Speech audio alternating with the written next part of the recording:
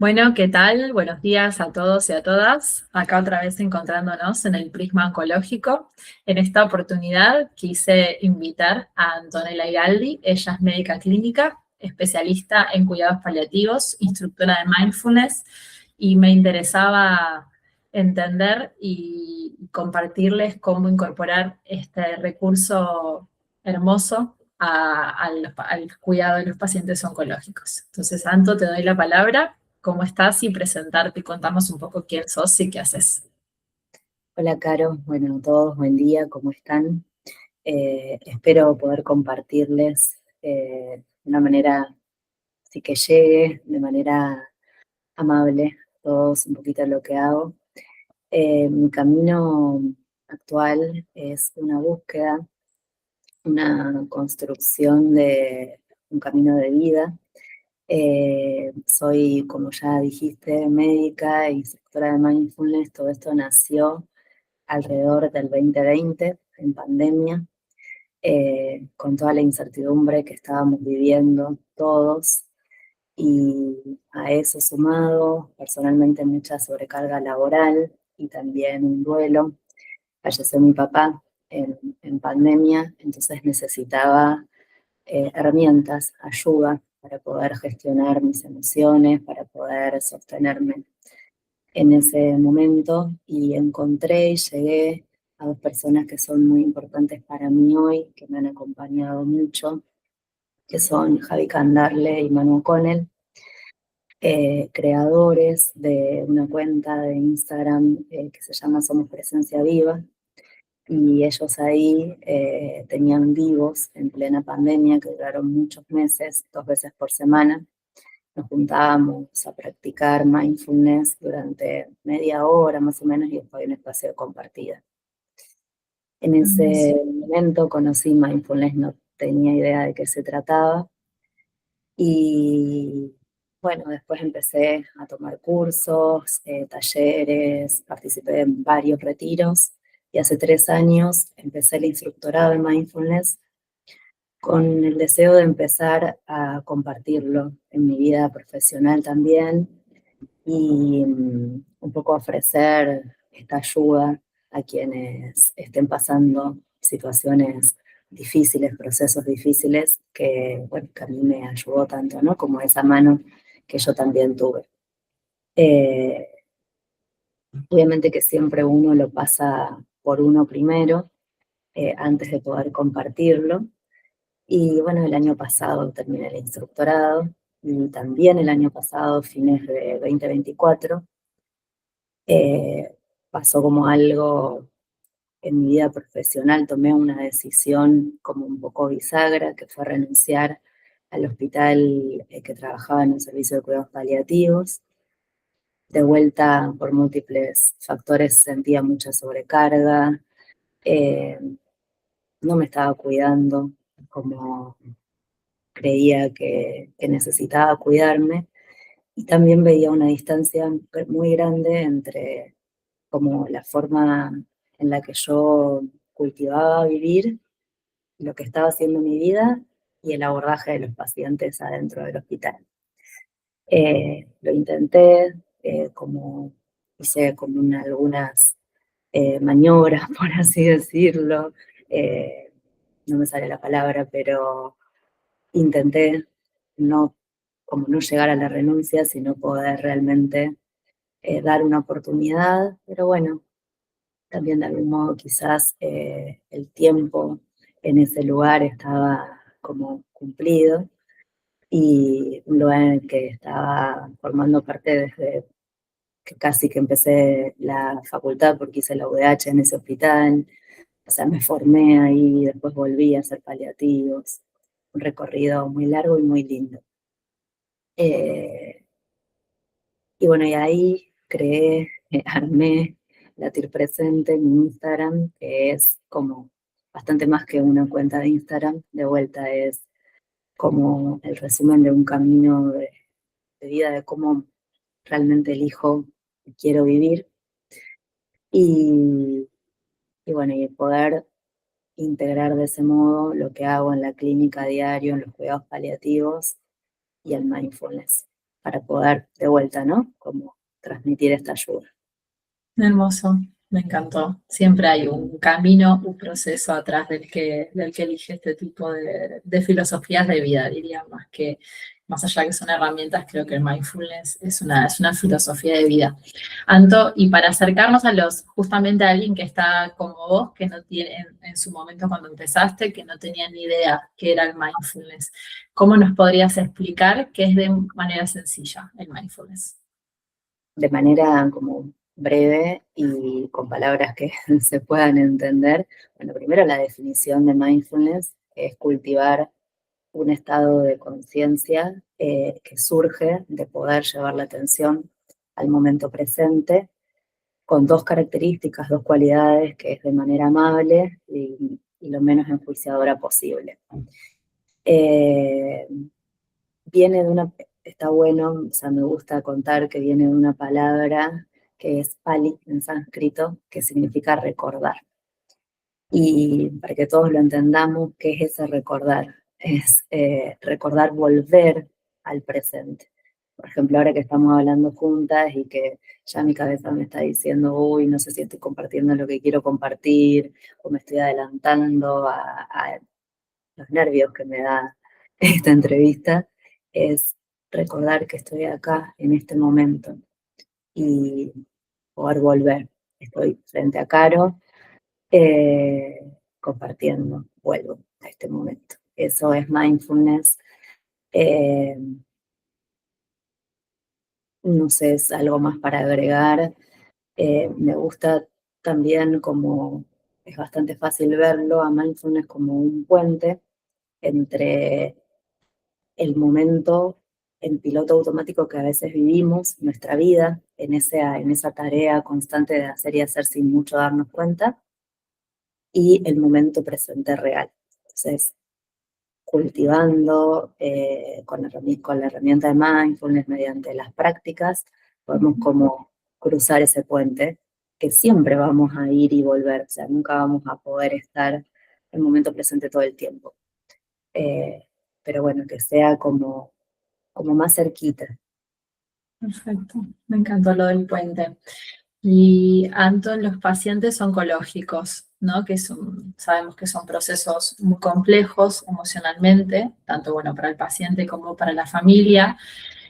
Una de las características creo que se acentúa tanto, por ejemplo, en el diagnóstico o a medida que va pasando la enfermedad, son estos pensamientos rumiativos, de incertidumbre todo el tiempo en el futuro, ¿no? La enfermedad volverá, el tratamiento será beneficioso para mí, dará resultado, todos esos pensamientos, ¿no?, que tienen los pacientes. ¿Cómo acá el mindfulness tiene algún tipo de beneficio? ¿Cómo crees que ayuda podría ayudar a los pacientes el mindfulness? Sí, por supuesto. Bueno, como nos ayuda a todos, pero partiendo ahora sí como con los pacientes y los profesionales de la salud en la relación con los pacientes, eh, como un anhelo o un deseo que ojalá todos los profesionales de la salud, más allá de la herramienta de mindfulness, pudiéramos transmitirle a los pacientes que ellos tienen un rol activo en el cuidado de su salud, lo- los pacientes y las familias, y que nosotros somos acompañantes, ¿no? Desde ese lado, la práctica de mindfulness a los pacientes, al volver la atención a cómo están en este momento, les permite como crear ese espacio de libertad, de poder elegir cómo desean vivir su vida, su proceso de enfermedad, y esto siempre como destacando un poco también las cualidades con las que uno se sienta a practicar mindfulness. Volviendo un poco atrás también como a la definición, que eso por ahí no lo dijimos, eh, muchas veces se puede presentar la práctica del mindfulness sería como un pájaro, siendo el pajarito, o sea, como el cuerpo, la atención plena, esto de volver al presente, y con dos alas. Una, la amabilidad de una ala para que vuele, y la compasión, la autocompasión. Entonces, partiendo de ahí, es que las personas pueden sentarse a practicar Y ante esto que me preguntas de los pensamientos constantes, bueno, de los miedos, de la angustia, de la ansiedad, hay un montón de prácticas que se pueden adaptar y ofrecer a esos momentos que son mucho más desafiantes. No sé si quieres Hay que que compartamos algún ejemplo. Sí, me gustaría hacer doble clic en lo de la autocompasión, que sé que para el mindfulness tiene una hermosa acepción, una hermosa definición y un concepto que me gustaría que nos expliques, porque en el común denominador la autocompasión uno la tiende a relacionar con la lástima, con ser indulgente, con uno mismo, y el mindfulness todo lo contrario. Entonces, si nos podrías explicar un poquito más la autocompasión y, Exacto. y cómo aporta como recurso a estos sentimientos, a estos pensamientos.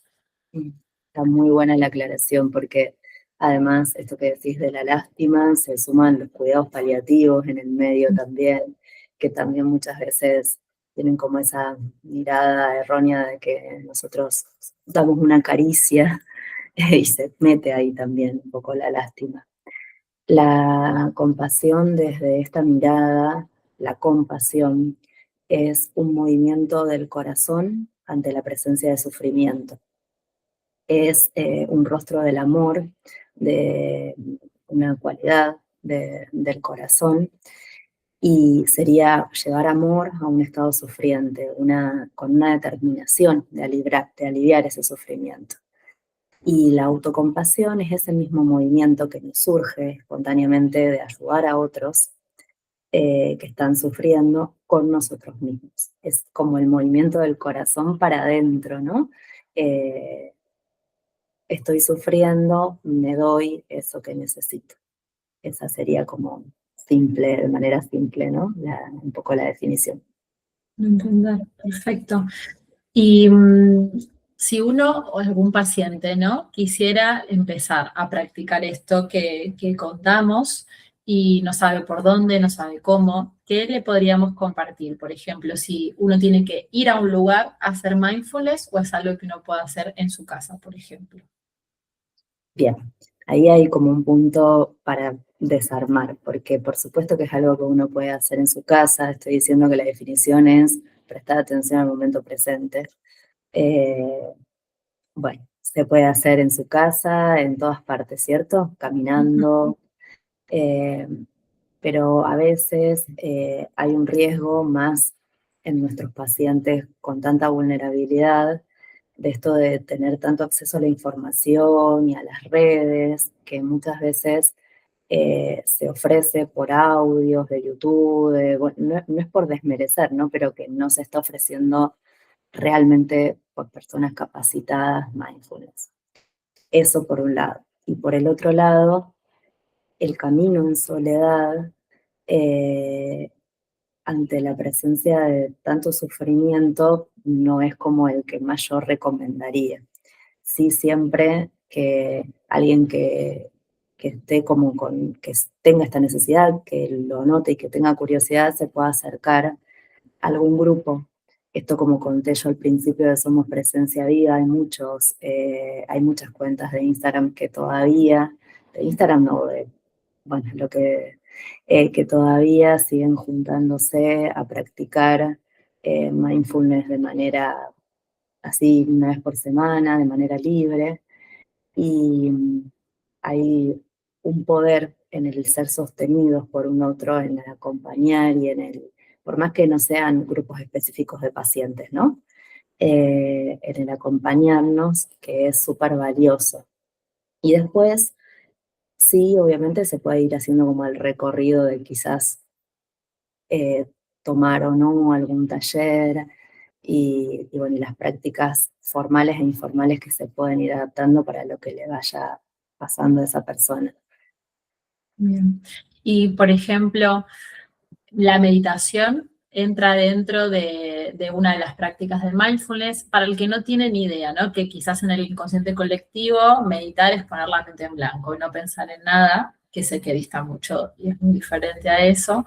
Pero entonces, para empezar, si nos podías explicar qué es meditar si hay una forma correcta o incorrecta de hacerlo y qué relación tiene con el mindfulness. A ver, cómo resumirlo.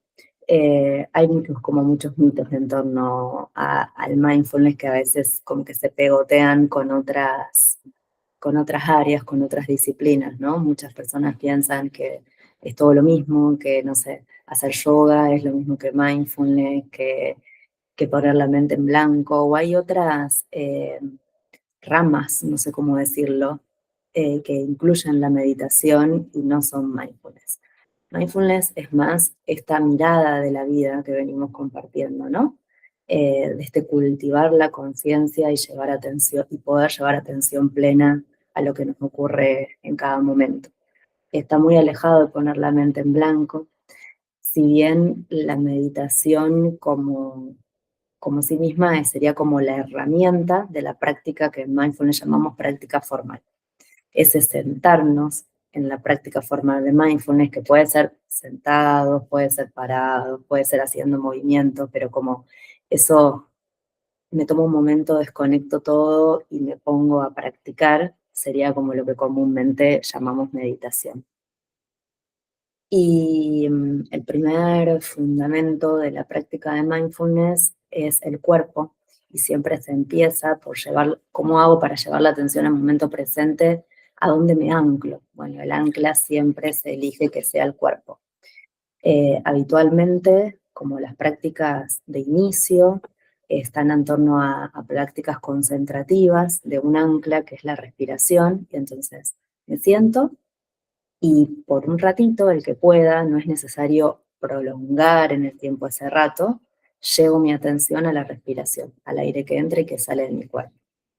Si para mí la respiración no es un lugar seguro porque tengo una enfermedad que involucra el sistema respiratorio, o bueno, por el motivo que sea, puedo usar otro recurso corporal, los apoyos en el piso. Me siento como si yo ahora sentada en el piso y siento mis apoyos en el suelo.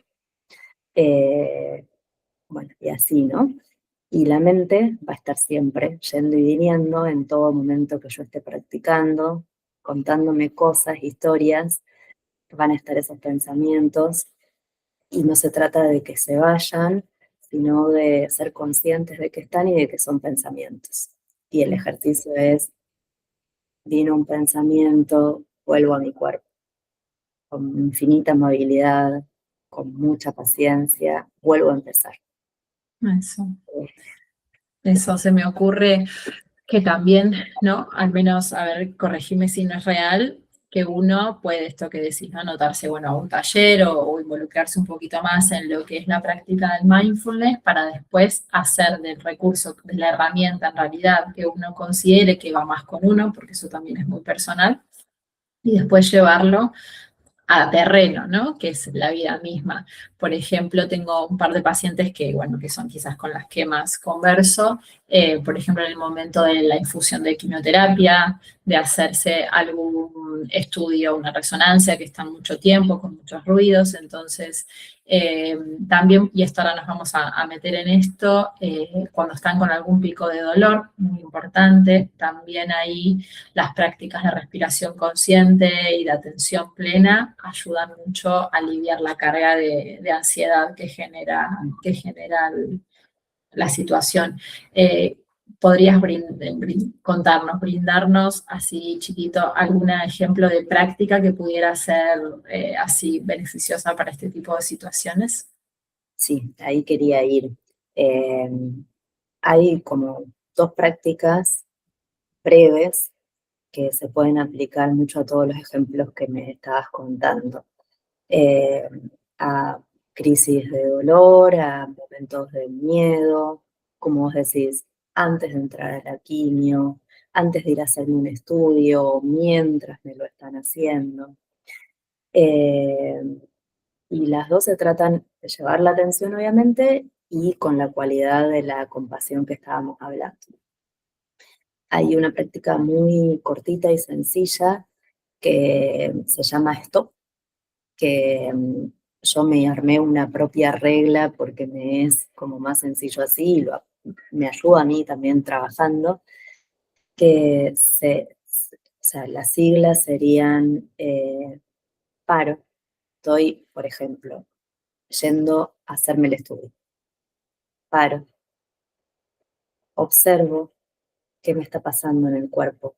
Tengo miedo, siento taquicardia, las manos me tiemblan, eh, siento lo que me está pasando en el cuerpo, lo observo, me hago consciente de mi respiración, tomo un par de respiraciones conscientes, me detengo, ¿no? Aflojo los hombros, apoyo los pies en el piso, me siento un minuto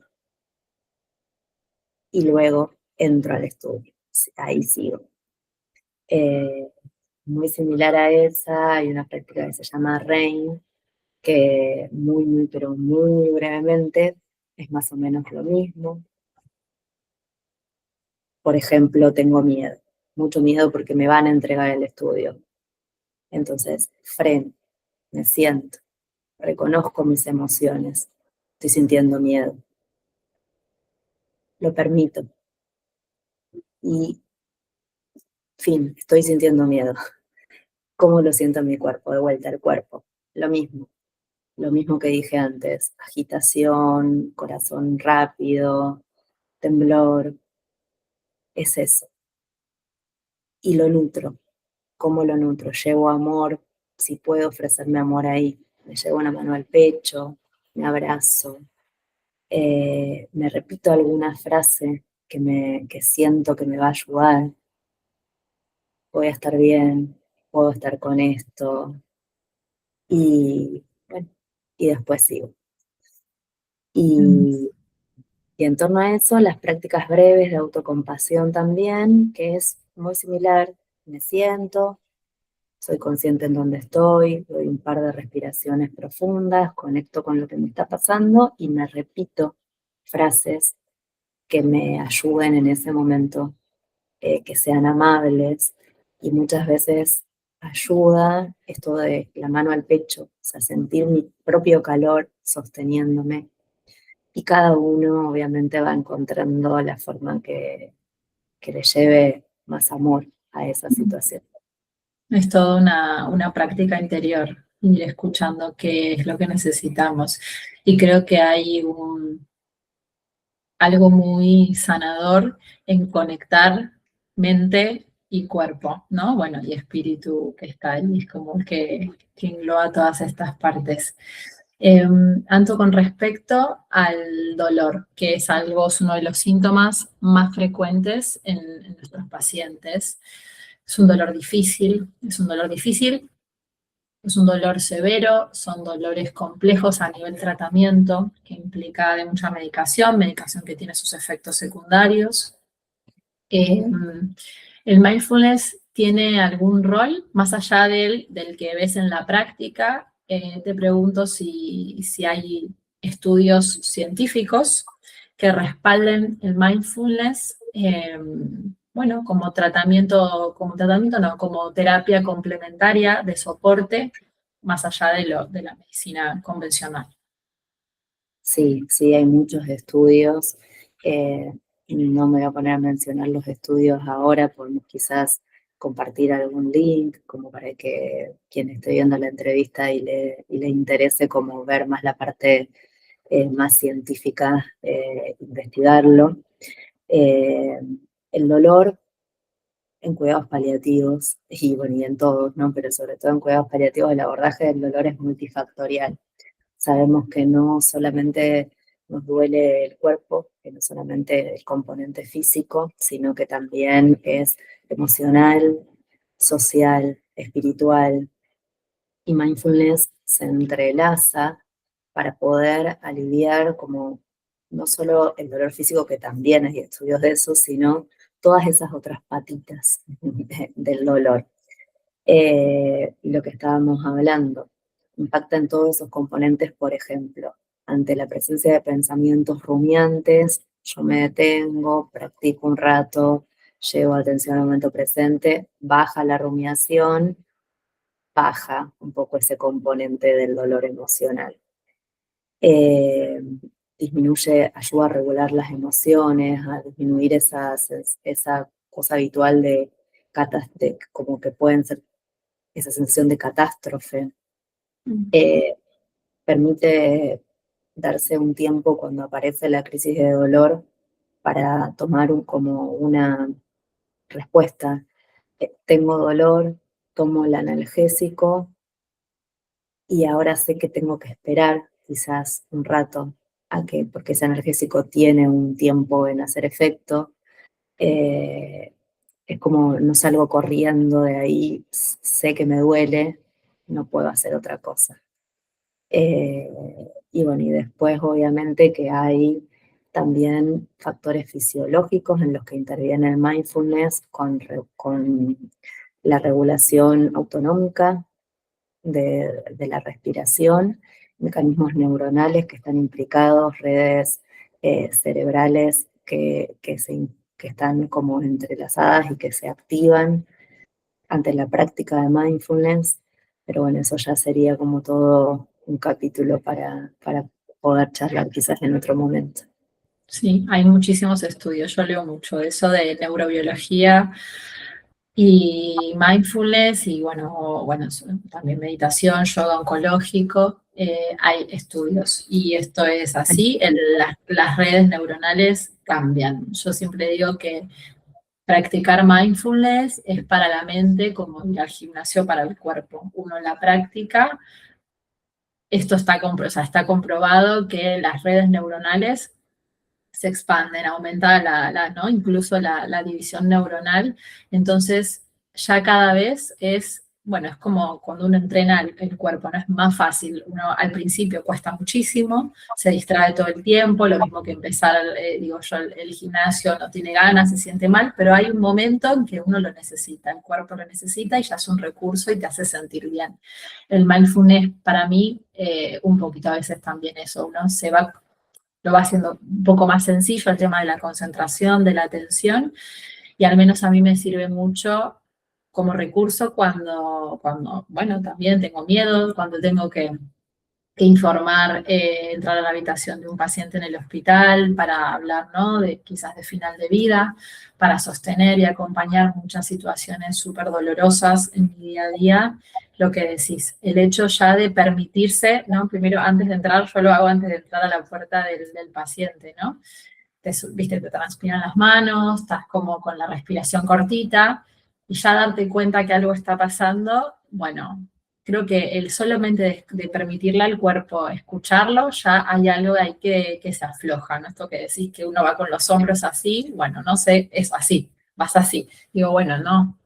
Viste el tema de los gestos, cuando vas a dar una noticia al paciente, bueno, creo que es una práctica que vale la pena incorporar. Anto, puntualmente vos con tus pacientes, ¿cómo lo incorporaste? ¿Cómo lograste? Sé que todavía hay largo camino por recorrer entre medicina y mindfulness y espiritualidad. ¿Cómo hiciste? ¿Cómo haces para unirlas en tu día a día? Un poco así como estás contando, Caro, la verdad es que no tengo como una súper respuesta a eso, es poder llevar esta atención plena, esta conciencia cada vez que me siento enfrente de un paciente, eh, mientras estoy trabajando, ya sea en el consultorio, en las guardias, notar lo que me está pasando, frenar, pausar esa regla del PROP, paro, doy unas respiraciones, observo ante situaciones cotidianas, quizás, no sé, mientras el paciente está hablando, nuestras cabezas ya están pensando en la siguiente pregunta, anticipándose o pensando en el siguiente paciente, y eso obviamente que nos resta presencia. Entonces, ahí darnos cuenta, utilizar estos recursos, apoyo los pies en el piso, aflojo los hombros si puedo, y estoy acá, vuelvo, me fui, volví, para poder brindar esta atención con mayor presencia, con la mayor presencia posible. Esto poco a poco esta escucha desde este lado, le va devolviendo como a los pacientes ese rol que hablábamos al principio activo en sus decisiones. Y como bueno, con cada paciente se va construyendo, voy construyendo un poco también el modelo. Algunos pacientes toman algún recurso de mindfulness, hacemos alguna práctica, con muchos no, nada. A veces no llego ni a introducirlo, o sea, con el título, pero igual lo hacemos. Lo hacemos en este acompañamiento de poder escucharlos de esta manera y eso va guiando como el proceso de acompañamiento, de, bueno, de respetar cada una de las cosas que le van pasando y de sembrarles de alguna manera como esa semillita de la conciencia, que vayan como reconociendo lo que les pasa en el cuerpo, bueno, eso. Muchas cosas, sí. Y también eh, talleres formales de mindfulness para pacientes, para cuidadores, momentos en los que fuera de la consulta podamos volver a esto que contábamos de la ayuda, del sostén en mindfulness se llama la sangha, del grupo, eh, entonces grupales, con más de un participante, y que bueno, que tiene una estructura con una práctica que se comparte en general al llegar, una temática y un cierre, y bueno, esa es una muy buena herramienta para pacientes que bueno, que pueden llegar caminando, ¿no?, al consultorio, que tienen un performance que lo permita. Claro, claro. Bueno, podríamos pensar en armar algo online, ¿no? También Para la pacientes. virtualidad es una herramienta muy Sí, buena. y sobre todo sí, para pacientes quizás que no se pueden desplazar y bueno, y hay estas cosas que decimos dolor y bueno, y síntomas a veces mal controlados, podría ser algo lindo para ya luego Me hablar. encantaría. Anto, antes de preguntarte que nos recomiendes, eh, voy a pedirte dos tipos de recomendación. Una, título para el que quiera leer algo de mindfulness, que podría leer algo más allá, más fácil, más cotidiano, y preguntarte a nivel personal, siempre me gusta saber si hay alguna lectura, película o algo que te haya conmovido, que digas, qué lindo esto que leí, qué lindo esto que vi, que escuché, y me parece que siempre compartir esas cosas que nos gustan es muy lindo. Antes de ir a esa pregunta, ¿hay algo que crees que no te pregunté, que nos quedó fuera, que creas que es importante compartir, ya que esto, bueno, es también información para el que no tiene idea de nada? Creo que más o menos fuimos como pudiendo compartir todo lo valioso, ¿no? Como un capítulo chiquito para nosotros, los profesionales Mm, de la salud, que ahí está. también es muy valioso si pudiéramos acercarnos a esta herramienta. Bueno, como vos lo trajiste, Caro, en lo que te ayuda en el día a Ujú. día. Eh, Como profesionales de la salud y como, bueno, y también en este ámbito, y más en este ámbito, necesitamos poder cultivar realmente nuestro interior, estar como, no sé, en equilibrio con las cosas que a nosotros nos pasan, cuidarnos, empezar por cuidarnos para poder recién cuidar a otros. Necesitamos estar como enraizados para poder realmente brindar ese cuidado y cultivar esta conciencia que nos ayuda a transmitir la presencia que el otro necesita. Eh, no me imagino ya como buenas prácticas clínicas sin poder llevar esta presencia al otro, que no estamos hablando de tomar 20.000 cursos de mindfulness, sino de prestarnos atención a nosotros, o sea, de frenar un poquito, de prestarnos atención a lo que nos pasa para ahí ir con los demás. Mm. Y bueno, para eso también obviamente que eso se puede cultivar, que hay herramientas formales, que hay talleres. Estuve el año pasado ofreciendo un taller para residentes de, del personal de salud, no necesariamente de medicina, en ese momento tan complejo y desafiante, y talleres para el personal de salud en general, como para poder acercar un poco esta herramienta. Eso que nos había faltado hablar.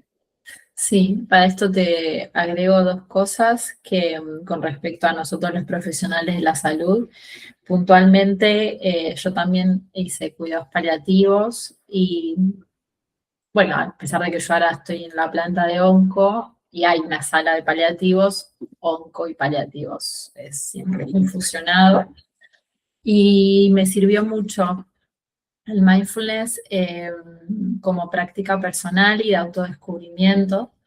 Y como recurso también a veces la presencia de la que hablas, simplemente uno piensa que a veces no ofrece nada y ofrecer la presencia a veces lo es todo, sobre todo para las preguntas, ¿no?, que nos hacen los pacientes del índole de la trascendencia, del sinsentido, sobre todo con una enfermedad muy avanzada, cuando uno tiene que comunicar que las cosas no están yendo bien, ¿no? Y surgen un montón de interrogantes por parte del paciente. Yo antes sentía que como médica tenía que tener todas las respuestas y a partir del mindfulness me di cuenta que no, y que simplemente a veces ofrecer la escucha activa, que para mí escucha activa es estar ahí, con la mirada, con la mano, con lo que soy, y no hay respuestas. Es estar ahí y validar lo que el otro está sintiendo. A mí me fue como, bueno, me dio como una liberación, como un alivio, entender que esto que yo ofrecía ya era un montón y lo compruebo y esto es algo que compruebo todos los días. Cuando doy de alta a los pacientes o algún paciente fallece y demás, el paciente lo agradece. Y hoy me lo decía un paciente que se sentía, por parte de todo el equipo acá es espectacular, que se sentía, bueno, con su nombre y apellido, ¿no? Me dijo, yo me siento Carolina Amarillo, no me siento un paciente más con un cáncer de páncreas. Y para mí poder ofrecer eso, no sé, es una de las herramientas más bonitas, no sé. Sí, volvemos a eso, lo que comenzamos de esto de devolverle el rol a los pacientes, de poder, el rol activo en el cuidado de su salud y devolverles esa libertad de lo que les está pasando en su interior es de ellos y nadie más que de ellos, y que nosotros estamos ahí para acompañarlos, no para intervenir, que no podemos muchas veces solucionar muchas cosas.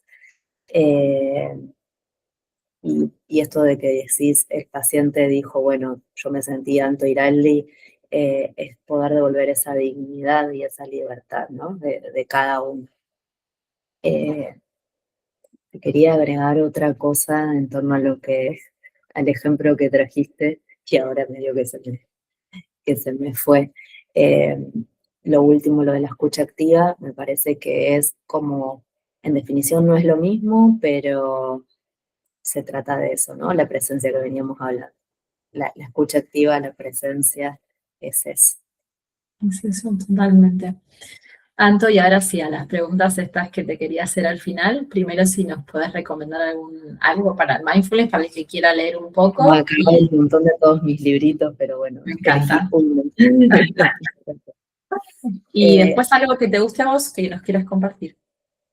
un libro que creo que debe ser uno de los primeros que yo leí, sobre mindfulness específicamente, que habla de las 7 cualidades, se llama 7 cualidades para vivir una vida plena en modo mindfulness, es este, de Javier Candarle, habla de justamente de las 7 cualidades que se pueden cultivar. Es relativamente para alguien que no tiene experiencia, no sé si decir sencillo, pero quiero decir que se puede leer y acompaña muchísimo. Eso como si tuviera que elegir un libro Todo lo de, que hay. de todos los que he leído, y si empiezo, te empezaría a decir, pero dije no, vamos a ir por uno. Y después, ya en el camino más personal, me encontré con este otro libro que se llama Cuando todo se derrumba, de Pema Chodron. Quizás la lectura puede ser, no sé, un poquito, no sé si decir la palabra compleja, pero bueno, hay que leerlo con un detenimiento.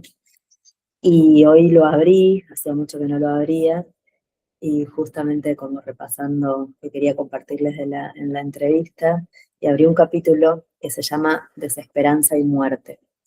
Y permiso, quiero Bueno, compartirles por un favor. fragmento que hace sentido a lo que estábamos hablando.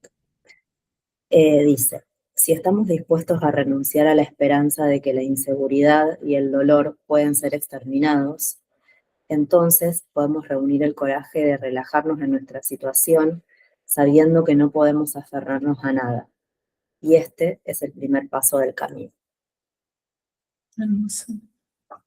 Y bueno, un Cuando poco hay que trabajar el desapego a muchas cosas, ¿no? A la lo que me seguridad. faltó es, claro, hablar es la aceptación que se puede acompañar y ayudar a cultivar esa aceptación en estos procesos, hablando de nuevo de nuestros pacientes eh, que están viviendo, y las familias de pacientes que están viviendo procesos oncológicos.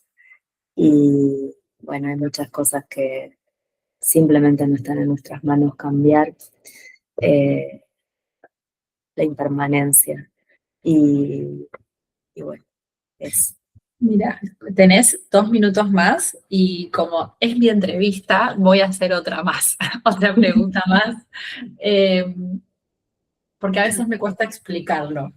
¿Qué diferencia hay entre la aceptación de una situación y la resignación a esa situación? Ay, Compleja.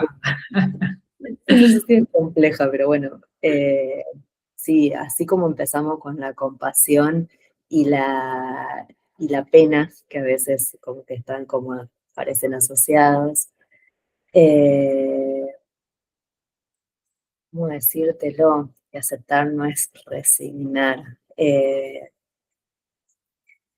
Aceptar es, ay, sí, Entregarse, rendirse de pero algún modo, rendirse bien, ¿no? Como ceder pero el no mando a rendirse, algo, sí, abrirse a que esto, que no tenemos realmente el poder de cambiar muchísimas cosas, de que somos, de que existe el sufrimiento, eh, que somos seres impermanentes y insustanciales, y, y aceptar el momento tal y como está sucediendo, y volvemos como al mindfulness, ¿no? Eh, Vuelvo a este momento, al presente, y me rindo de alguna manera a eso sin intentando desactivar la lucha por el resolver, que no es lo mismo que rendirse. Pero bueno, te la preparo para la próxima. porque esa es difícil, ¿eh? Para la vida misma. Imagínate cuando tengo que. Bueno, y ahí un poco te respondo lo que, para la vida misma, como decís, te respondo lo que cada uno tiene que cultivar, y claramente en las 7 cualidades está, mira, la podría haber leído de acá. Al final. Eh, bueno, cada uno tiene que cultivar más o menos algunas cualidades. Eh, Reconozco que ahí hay mucho por seguir cultivando en mí, de la aceptación. Total. A mí en las soltar de tener el control. Hay también mucho trabajo. Por suerte, bueno, tenemos la vida misma para ir desarrollándonos. Bueno, Anto, sé que te tenés que ir y tampoco la vamos a hacer tan larga para los pacientes. Me encantó la charla, profundamente agradecida, de verdad, de haberte, bueno, ahí una conocida amiga en común nos dijo, acá hay match, me faltó. Así que, bueno, gracias y ¿te parece que vayamos hasta acá? Sí, sí, muchísimas gracias a vos. Ojalá podamos transmitir esto a muchos corazones. Eh, Eso, Muy gracias, bien. muchas gracias. Gracias a vos. Un Hermoso, y saludo. bueno, nos volveremos a juntar para hacer otras cositas. Un saludo a todos. Chau, chau.